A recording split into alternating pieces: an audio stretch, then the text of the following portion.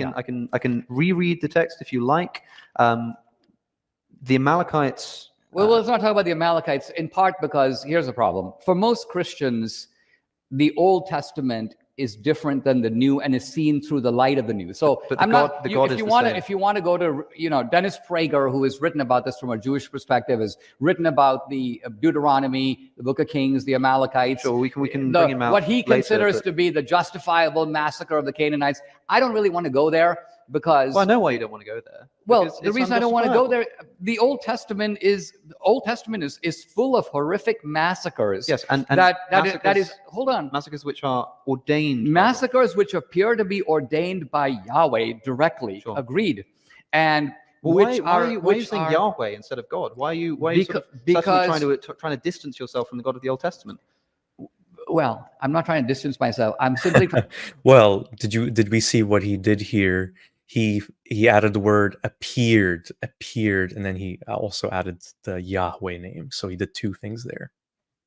Trying to say that any reader. So why is that the first time you've used the word Yahweh in this conversation? Conversation? I'll tell you why. Because there is a movement within the Bible itself that you are completely missing. Do not think that I have come to abolish the law or the prophets. I have not come to abolish them, but to fulfill them. For truly I tell you, until heaven and earth disappear, not the smallest letter, not the least stroke of a pen, will by any means disappear from the law until everything is accomplished. Therefore, anyone who sets aside one of the least of these commands and teaches accordingly will be called least in the kingdom of heaven. But whoever practices and teaches these commands will be called great in the kingdom of heaven.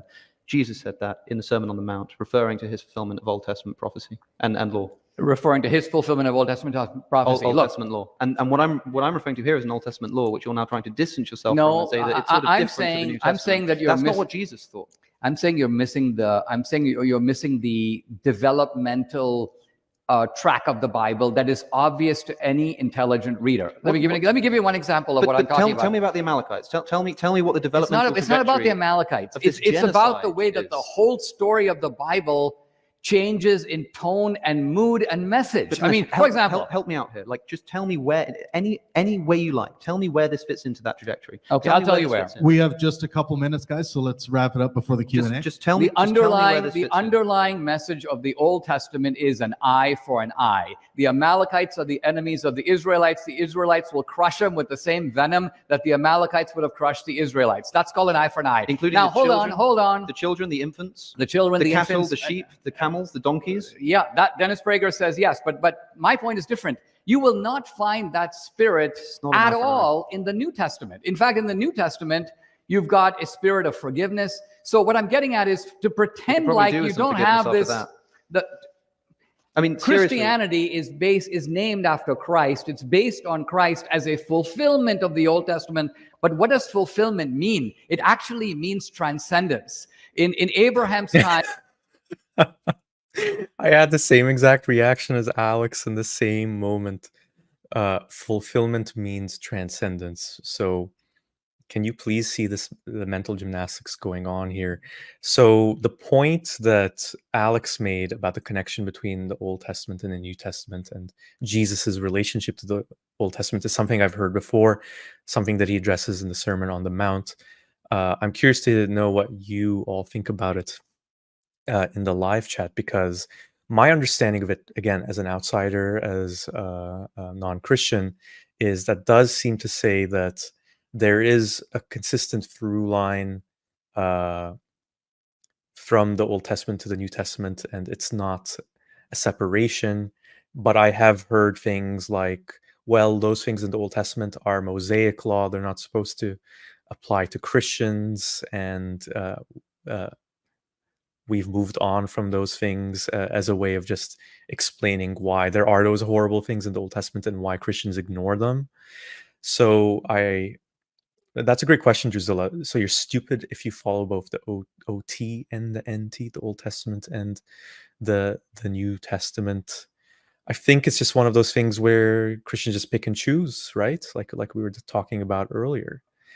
First blatant insult, Lip. Yeah, I think Dinesh is getting mean. Did any of you notice how he's just putting his hand like, get this atheist away from me at one point? And yeah, Very, very unpleasant of him and very rude.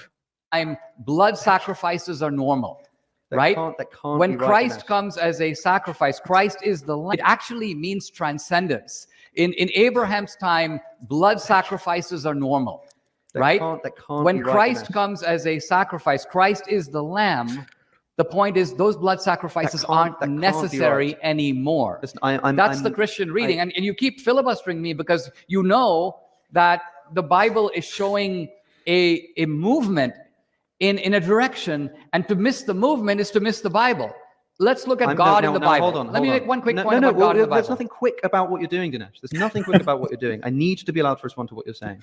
I'm getting sick whenever you're cross-examining me on the justice of smiting the Amalekites. Honestly, I don't see any justice in it, but I do agree that that was the eye for an eye ethic of the Old Testament that is repudiated and transformed and transfigured in the New. I've had this conversation so many times, most recently with William Lane Craig. At least he had the gall to just transfigured in the New.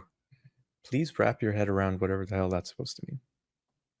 Tell me that yes, that was a moral thing for God to do. I get sick to death of people hand waving away this genocide by some vague reference to the fact that Jesus came along to do something which somehow kind of undoes the immorality of it. Like, this is not an eye for an eye. This is a genocide of combatant men, innocent women, and children, and animals. Saul is punished by God for not killing all of the animals. Like that is actually a ludicrous misreading of what's happening. Let me just make a quick point. Let me just make a quick point. I have to make this point. Okay. I've got to read the text from Joshua as well. Okay. I don't know how that's a ludicrous misreading of it. It's just Dinesh does not like the point that he's making here. And yeah, Lip, that was pretty funny. We were talking about how Dinesh is mostly involved in, commentating on politics, and he brings up filibustering of all things. Wow. I think it's important, read these texts for yourself. There is no way that I'm misreading this text. We know that this is what's happening.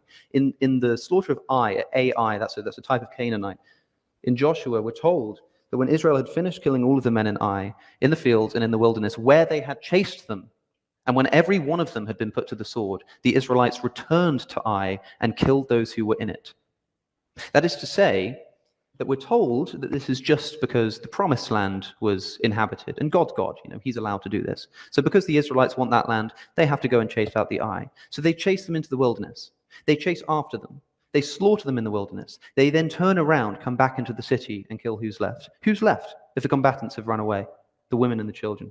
This is intolerable, and I cannot have it simply waved away. All right, hang on. Jesus. Let me just for a second. It can't happen. It can't keep happening. You're completely blind to the irony of what you're saying. Christianity invented the just war tradition, according to which the slaughter of women and children is out of bounds. Prior to Christianity, no one thought this. Everybody did it, and everybody today does it everywhere in the world, and we do it too.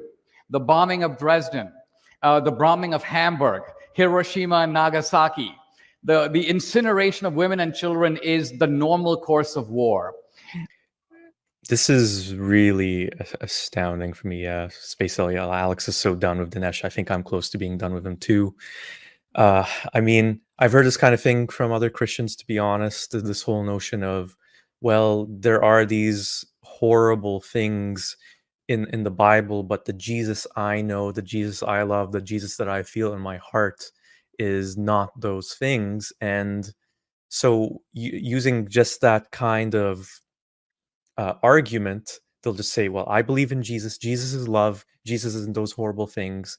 And yet these Christians will still read from the Bible. They'll still revel in the Bible, cherish the Bible, despite those horrible things. And it's really fascinating to me how they have this, they're able to balance these two contradicting things. It really does astound me.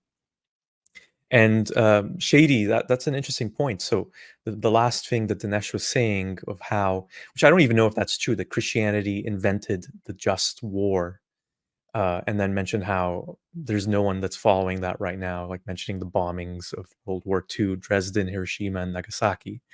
So Christianity doesn't solve shit? No. Because what the Christian will say is, well, because we've strayed away from the word of Christ, and we're not walking in the light of Christ, and we have to return to Christ, or else.